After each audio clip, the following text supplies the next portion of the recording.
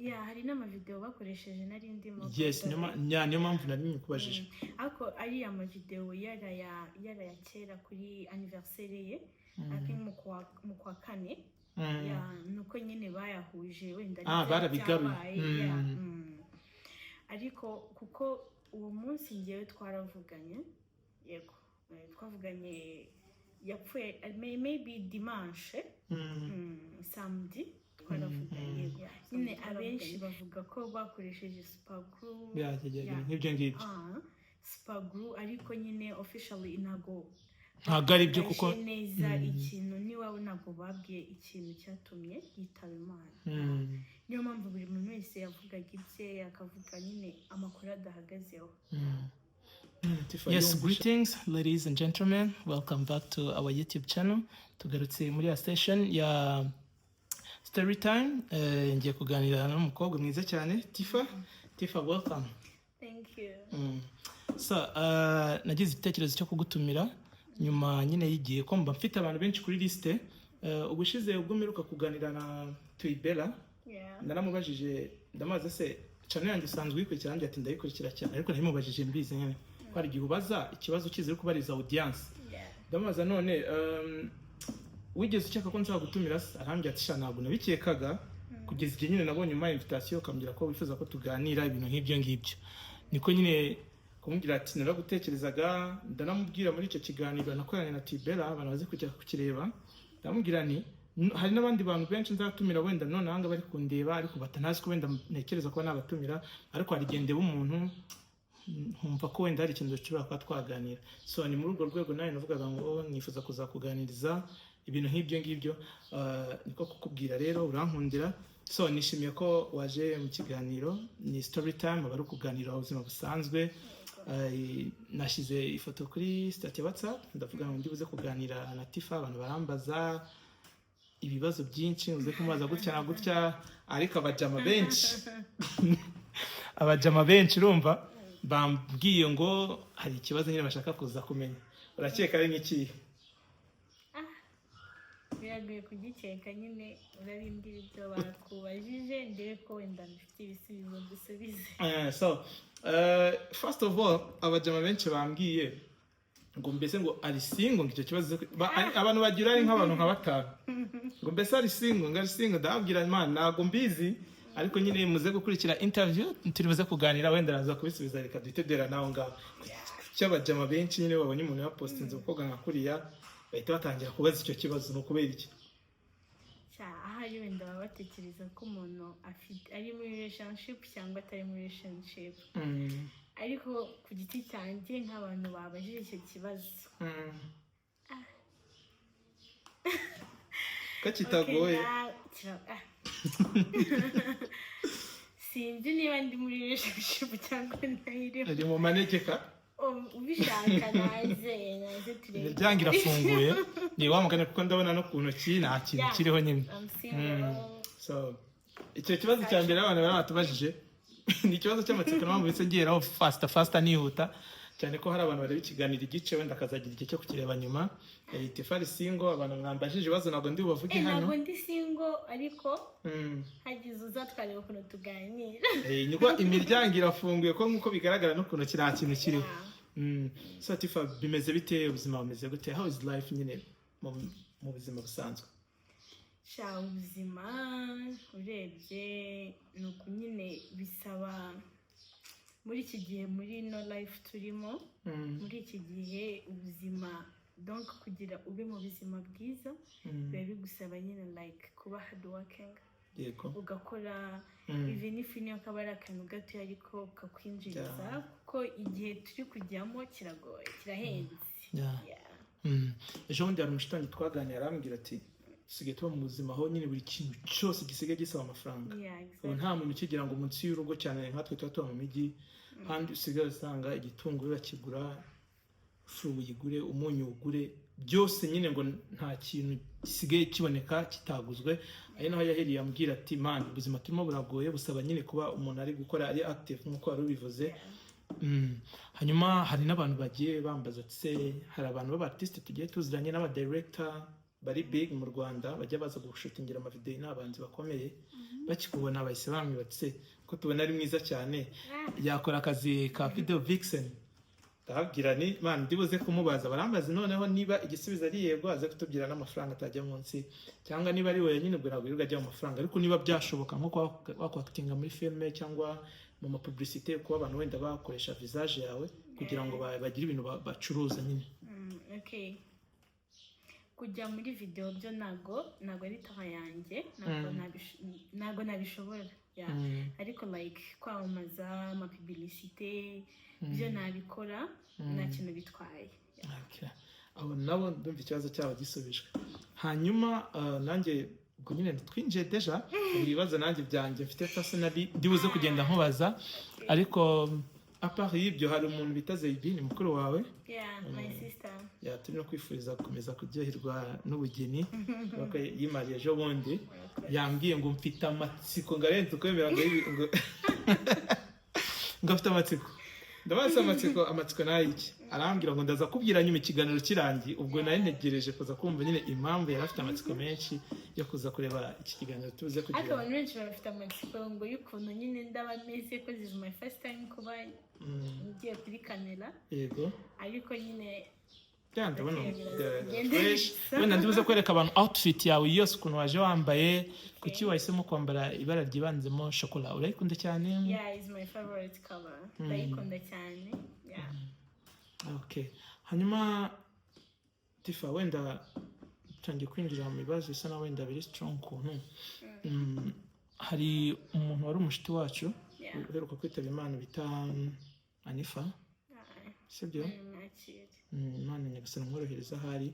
Hanyuma yitabye Imana mu gihe ndakeka hashize nk'ibyumweru bitatu I think cyangwa ukwezi I think ukujya kuzura. Anifa ngiye ukuntu tuziranye yari umukiriya wanjye yazaga kuri store kugura telefone kugura amacaja ama screen protector ama pochette ngifite store ya Kells store ndakeka abantu benshi barayizi. Ni gutyo twamenanye tumenyana ariko ari DJ Blazo umpaye nimero ye kuguhera icyo gihe nyine tutangiye kujya tuganira kuri sa tukavugana ibintu nk'ibyo ngibyo natunguwe cyane nyine n'uburyo yitabye Imana atarwaye. Yari umushiti wawe right? Yeah, yari umushiti yanjye. Hanyuma hari abantu bavuze ngo nubwo byari bihuha kuko mu Rwanda dusigaye dufite ikigo cyitwa Rwanda Forensic Laboratory gipima nyine by'ibimenyetso bya gihanga ku byo bagaragaza ngo uyu muntu yishwe n'iki umuntu yagize ikibazo iki n'iki même no kwa muganga mbere yuko batanga umuntu bagiye kumushyingura bamusubiza famille biba bisaba ko abanza gukora assessment bakamenya ngo yazize iki. Iyo wumvise abantu bavuga ngo baramuroze ngo ntabwo yararwaye byakira gute no bakavuga ngo ni inshuti ze kira kintu cya trendinze cyane. Yeah, hari n'amavideo bakoresheje nari ndimo. Yes, niyo mpamvu nari nyikubajije. Ariko ari amavideo yara ya kera kuri anniversaire ye akin mu kwa kane. Yeah, nuko nyine bayahuje wenda barabigaruye. Ariko kuko uwo munsi ngewe twaravuganye yego twavuganye yapfuye maybe dimanche samedi twaravuganye samedi twaravuganye ariko yarameze neza. Yarameze neza ntabwo yararwaye. Yego nyine abenshi bavuga ko bakoresheje super glue nk'ibyo ngibyo super glue ariko nyine officially ntago ari byo kuko neza ikintu niwawe ntago babwiye ikintu cyatumye yitaba Imana.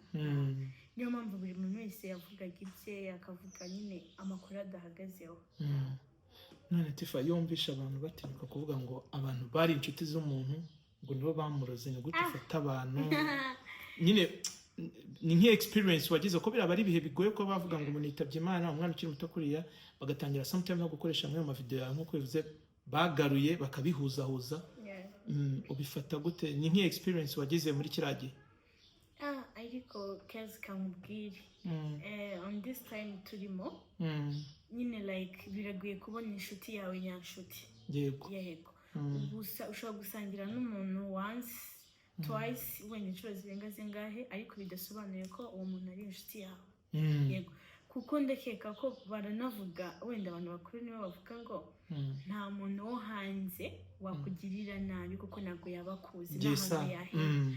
Umuntu muhorana n'ubuzi wenda intege zawe nyahantu ziri niwe uzi ikintu gishobora kukubabaza that is why umuntu wa hafi niwe ubukuzi niwe muntu uba ufite opportunity yo kukugirira nabi rero inshuti ibintu by'inshuti byo ibintu by'inshuti byo birakomeye ni ibisazi birakomeye cyane nta inshuti nyine like nyine umuntu ntabwo yabaho yigira umuntu agomba kugira abantu baziranye ariko inshuti ntabwo zikibaho nyine wowe wahise ubona ko kandi koko urebye usanga ari byo ko n'ubundi bamugana umuntu ahimukirwa n'abantu baziranye nabo umuntu avugwa nabi n'abantu bitwa ko ari bo bamuzi sometimes bakaba bashyira n'amabanga yabo hanze hagati y'aba bantu ku buryo usigaye usanga bamugani kubona inshuti muri iki gihe biragoye cyane kuko wowe wita inshuti nyine uyu munsi aryo usanga atari inshuti yawe hari umushuti wanjye dukunda kubiganira iyo seje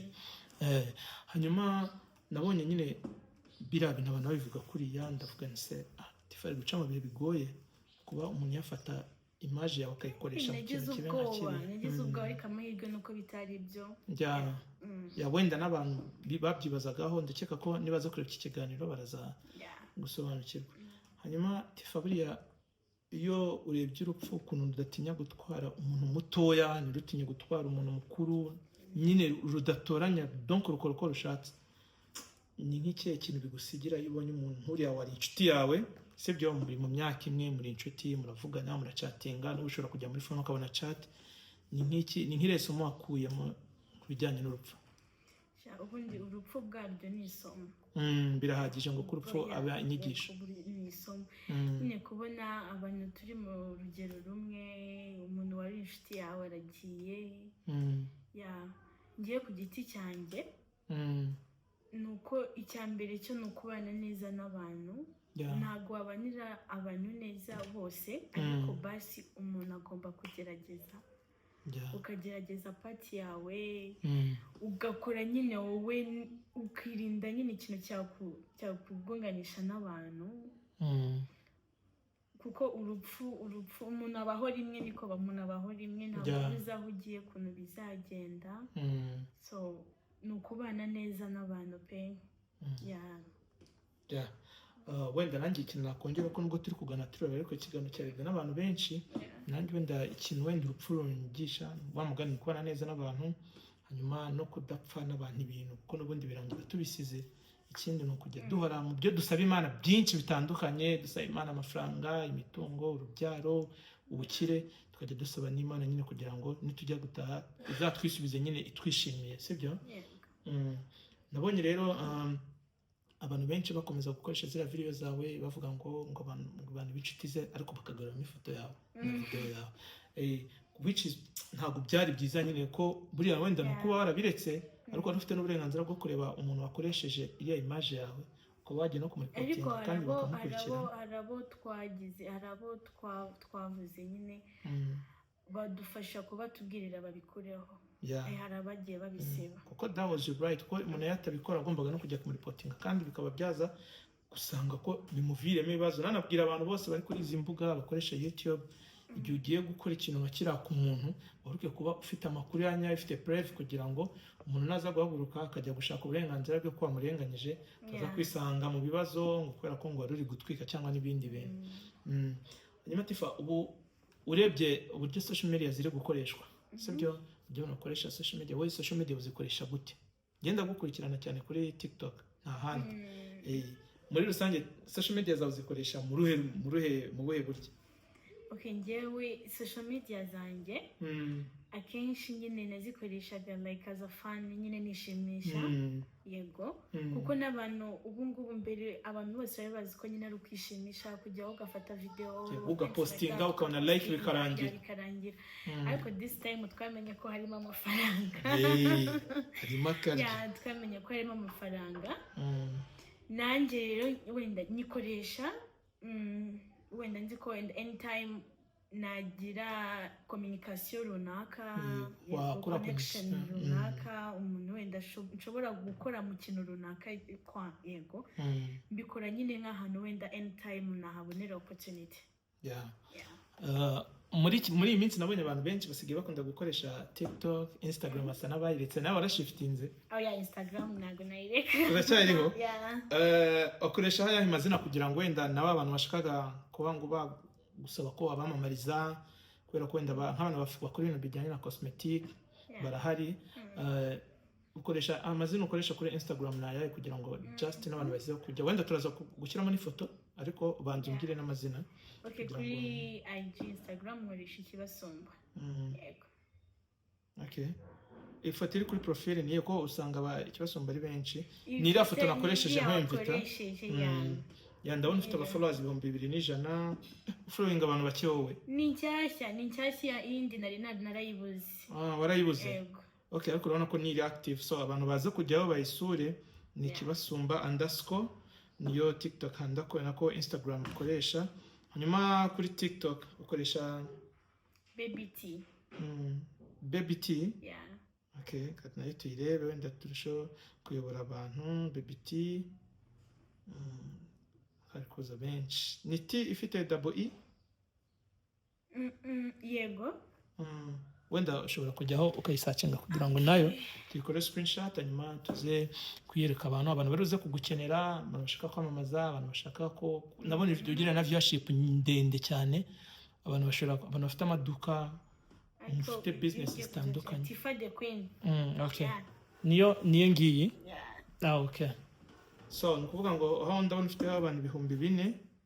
Ikindi ndabona ufite viewership ziba ziri hejuru y'igihumbi, ziba zizamuka, which is very good. Bigaragara ko nyine bamugane nukomeza kubikoresha neza bizajya bizana donc inyungu. Hanyuma Tifa, abajama benshi bambajije ibibazo. Harimo cyakindi twahereyeho bavuga ngo bese ngo Tifa ngo yaba ari single.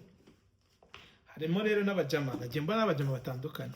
Ubundi wowe ku muntu wenda waba akeneye wenda ko mwajya muri relationship, ukunda nyine umuntu waba maybe ameze ate ku buryo n'abantu bari kwipanga akazi bashobora kuvuga ati hari ibyo ntujuje, sibyo? Njyewe umuhungu nakwifuza kujya muri relationship nawe ni umuhungu uri hardworking. Umuhungu nyine like ugira discipline, ukunda Imana, unyubaha kandi akankunda. Ndakeka nanko kondisiyo zigoye. Ntabwo zigoye. Amafaranga ko atajemo. Kandi iyo uri hardworking. Amafaranga aba ari ikibazo, it's a matter of time nyine. Uri hardworking igihe kiragira amafaranga akazi. Kandi twanayashakana. Ndumva ari byo. Ndumva rero abantu mwipangaga akazi mumbaza ibibazo byinshi cyane, ugomba kureba ko ibyo bintu bine ushobora kuba byujuje, kuba uri hardworking, kuba wenda ukunda Imana, ufite discipline, wiyubaha nyine. Ikindi ukunda Tifa, utajya n'ibyo kuza ukomeza nyine ukaza wagera ahantu ugakwama, sibyo? Hanyuma wenda ikindi kibazo abantu bari bambwiye ko nza kukubaza kiri kuri WhatsApp, reka tukirebe, ntabwo nari nacyanditse. Sinakubwira bakubajije. Abakobwa ntabwo bigeze babaza. Hari n'undi wari wambajije ngo nze kumubaza what do you do for a living, nyine ni icyo ukora mu buzima busanzwe cyane.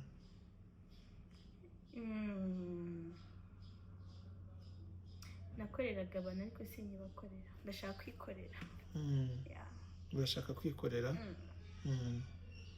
Ndabona n'umwe mu bashitsi bawe witwa Makia yishimiye iyo interview tubuze gukora, nyine urabona ko yayilikinze, ashyiraho na comment ziri lovely ukuntu, which is good. Hanyuma ndakeka wenda twasoreza hanga, ariko mbere ko dusoza Tifa, ni nk'ubuhe butumwa wagenera abantu muri rusange, abanyamujyi muri rusange, message yumva watambutsa cyacyo yumva gushaka kubwira abantu benshi ariko ukabona nta kuntu uzabakusanyiriza hamwe? Ubu rero turabafite abantu benshi hano kuri iyi channel, dufite abantu barenga 10,800, turafikoze 11,000. Icyo ikintu wenda ubutumwa navuga ni uko buri muntu wese, icya mbere na mbere ni uko mu rubyiruko, muri community yacu twese twagira urukundo, tugakundana, tugasapotingana. Even if niyo umuntu mugenzi wawe yaba afite akantu gatoya, ariko basi byibuze ukagira umutima wo kukamufashamo, niyo wamufashamo supporting ariko tugashyigikirana, wamushyigikiye. kandi tukirinda ibintu by'amashyari kuko ishyari ngo nyuma y'ishyari ngo ikintu kiba gisigaye ni ukuroga no kwica ko ishyari ni ribi cyane ryatumye Gahini ngo yica Abeli nyine ishyari ryatumye Shayitani atubamira Adamu nk'uko Mwenyezi Mungu yarabitegetse ni byinshi ishyari ntabwo ari ryiza mu bantu hari umuhanzi bita Bruce Melody baramubajije ngo mbese ngo ugira ishyari ngo kera nararigiraga ariko ngo naje gusanga ngo nta kintu bimaze tu ngo narabiretse yavugishije ukuri ati kera jya ubonaga nk'umuhanzi ari guhitinga ukibaza ariko nk'uyu muntu kuko ariko nanone uzarebe iyo igize ishyari muri wowe cyane in case ushobora gufosinga ikintu kigakunda ariko at least ntabwo gikomeza ntabwo gihoraho nta continuity kigira kurumva uba wafekinze umeze nk'uri guhangana n'abantu runaka kandi burya iyo ushize hamwe na mugenzi wawe ukicara ugatuza ugashyigikira abandi umva nawe ubwawe ubaho ufite amahoro mu mutima wawe ubaho neza urukundo mbese urukundo ni icyo cya mbere cy'ingenzi kuko ku isi nta rukundo kuko ni ukwigendera anytime uritahira yego uritahira rero nk'urubyiruko dukundane tugirane inama dusapotingane mu byo dukora ntitujajingane kujajinga umuntu utazi life yiwe utazi ukuntu ahasoringa ntabwo ari byiza wowe niba nanagusharinga ikintu n'umwumviro gusa basi byibuze niyo wanamugira inama y'amagambo abiri it's okay ibihagije urumva ko usoreje ku magambo meza avuga ati nk'abajene dukundane dusapotingane dushyigikirane nubwo umuntu wawe udafite ubushobozi bw'amafaranga byibuze umuhe n'inama y'ibitekerezo kuko yo ntabwo igurwa ni free hanyuma usoje nyine ubwira abantu ngo tureke amashyari ndumva nyuma y'ibyo ngibyo wenda twasoreza ahangaha kugira ngo tujye no mu zindi gahunda wenda Tifa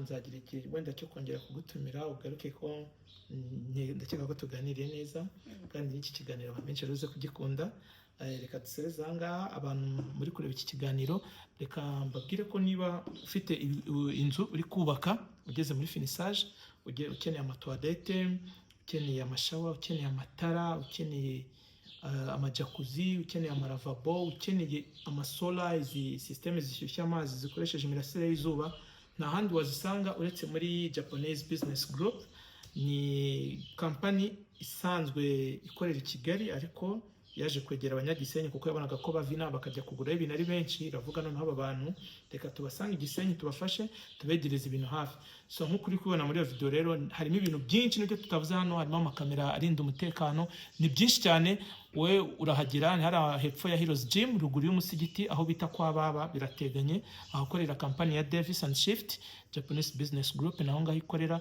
cyangwa se ubaye urebye ikiganiro i Kigali ushobora kujya Mukindo iruhande rwa MTN ku Gisozi muri Japonais uraza kuhasanga abakozi baruze kukwakirana urukundo ibiciro byiza biri affordable ikindi bijyanye nuko uri kugura cyangwa se projet ufite ushobora kujya wishyura mu bice bakagufasha kuzuza inzu yawe ukazagenda wishyura nyuma ikindi abantu mukeneye ibikoresho bijyanye n'ubwiza nkuko muri kubona Tifa ukuntu akeye vubaha hari umuntu turi buze kubarangira ukorera hano muri Gisenyi hariya mu nyubako yo kwa Habibu nshyashya kwa Fat ngo muri buze kugerayo afite nayo ibikoresho amamaske amafuta meza ibiboro byinshi nyine bijyanye n'ubwiza nyine skin care ndabasaba ko naho mwaza gutangira kuhanyarukira kubera ko nafite ibintu byiza cyane yantumira mbabwiye ko nawe yabazana ibintu byiza muri Gisenyi reka dusoreze ahangaha tuze gusubira muri Kivu Sport Updates na mugenzi wanjye Kakule mu kanya ku mugoroba turi live we sign out be blessed bye